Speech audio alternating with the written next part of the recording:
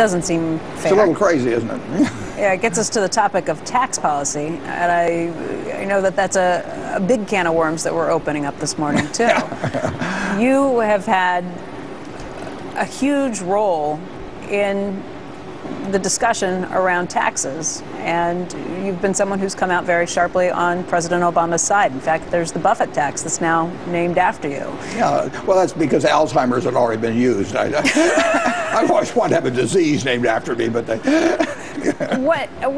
How do you feel about the turn that this has taken in the national discourse and how it's put you front and center in a very contentious debate? Yeah, well, maybe a lot of people.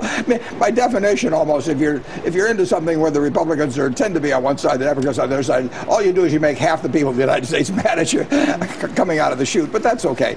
The important we've got an important problem in the United States, and a very important problem, and it was man created, and it can be solved by man, but it needs analysis, it needs thought, and then it needs action. And to the extent that I can contribute either in the thought or the analysis or the action, I'll do it.